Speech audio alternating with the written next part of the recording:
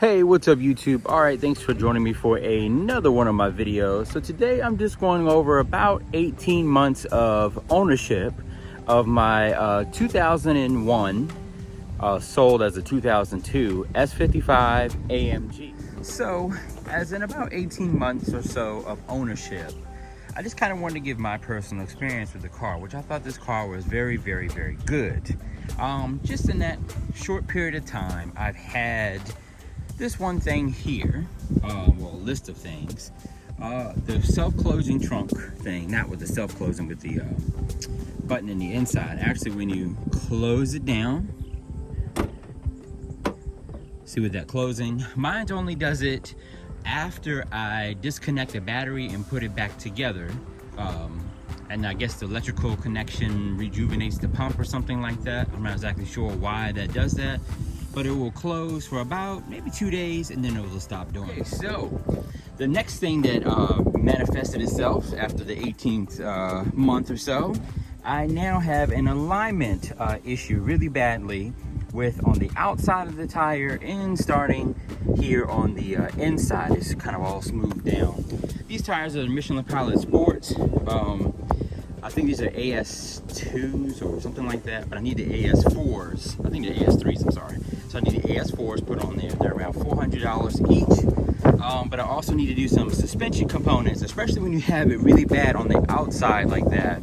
And then in the inside, of course, you know, there's some kind of like toe in, toe out kind of problem. So your tie rods, your upper wishbone links and stuff like that are probably, you know, at this wit's end. Here's another favorite example of mine of just a little bit of ownership time.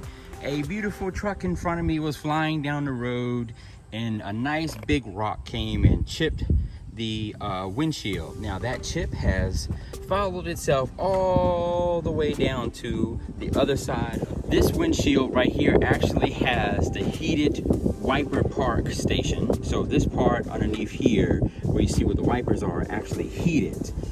It also has where the infrared can kind of stop the UV rays from coming in, and it's like a little slot over there on the side where you can get your transmitters and stuff like that to come through.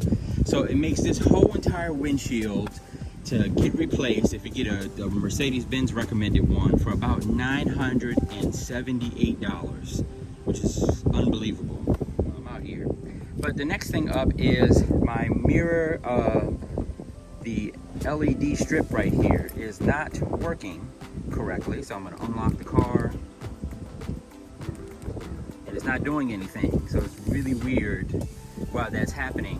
Try to look to see if they can find a replacement one. They do it in black that's already pre-painted, because you see I have a lot of chips on. There's a lot of chips, a lot of marks on it. They usually have them in stock, but right now through the coronavirus thing that's still going on, production for parts seem to be very slow in coming in, so I can't find one. But they usually go for around $200 just for the cover itself and the LED strip. Sorry, the crows are in the back having a fight. They're always in most of my videos. But some small little features that I really like with the car is all Mercedes-Benz have, even back in the 90s, where you can unlock and lock the button and the windows would go down or up, and if it's really hot outside and you hit the button and hold it for 3 seconds, the windows would go down and the seat coolers will come on. Unfortunately, now mine's does not do that anymore. So I can hit the lock button and hit the unlock, hold it for 1, 2, 3, 4, 5, 6, 7, 8, 9, and 10. Yeah, so it doesn't do that anymore. And the same what the problem is with this is that the transponder unit that's right here, the board in it degrades and it no longer accepts the signal. All right, so if we go inside, I don't really drive this car this much. Since I've had it for about 18 months, I've only put about 5,000 miles on the car.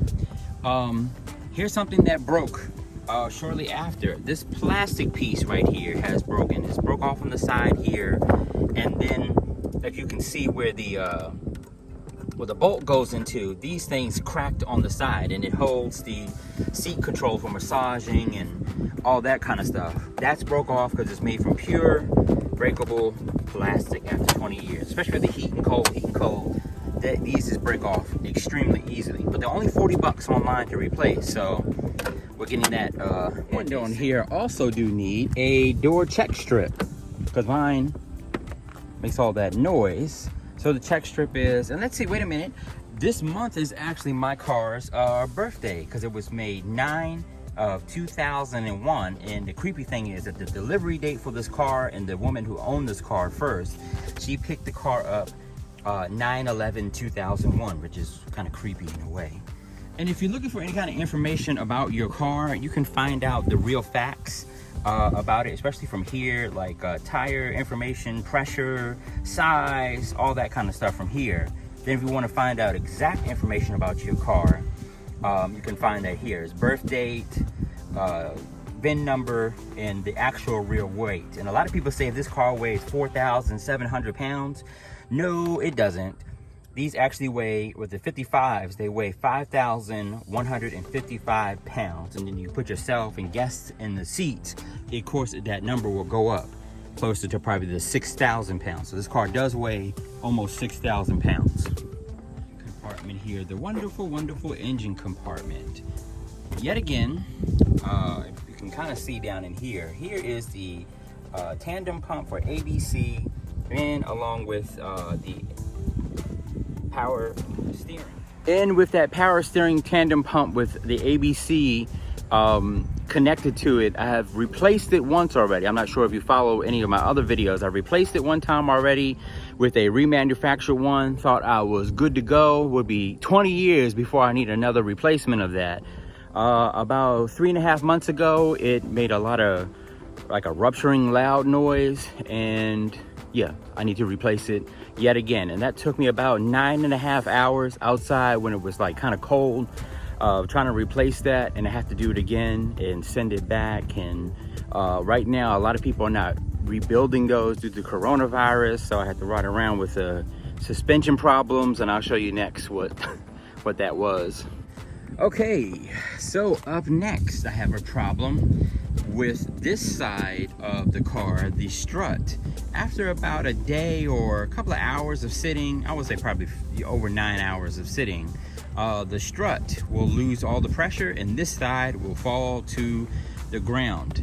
Problem with the engine, I've been checking the onboard diagnostic codes inside the car underneath the dash, and it's been coming out with 0 code. So my little dumb coder I only have is maybe 50 bucks. So I took it to AutoZone to see what they think and say, and hook up underneath the car, and nothing. They don't read any codes. The car is saying perfect, but I'm sputtering and stuttering and act like it's going to cut off. So I'm going to have to go to the Mercedes-Benz dealership to find out what this mystery stuttering problem is with the car. Something that needs to be replaced at a very expensive rate. It's very low to the ground, especially when you're going over 60 miles per hour. The car lowers even more. But as I noticed that having one of these cars, the paint chips very, very easily on this car. So now I have a lot of paint chips and stuff like that from driving. I don't do a lot of highway driving, just around in my town kind of thing, but it's just pretty much chipped the front of the vehicle up really badly, I would say, from what it used to be. So that seems to be a problem with the chip marks, and then including with the bugs being splattered over everything. They do take off paint as well in the front of the car. So you are going to have this problem with any of the original parts, is with rust, especially down here at the bottom. So this is the only bit of rust I have, and you can tell this is original parts with the car. So this is the only bit of rust that I'm currently. And of course, when you live in a busy town with pushy, rushy, moody people, they tend to like to park beside you. So I now have some new dents in the car, and especially I have some right here. Probably hard to see because it's black, but right here someone has banged my car on both sides of it.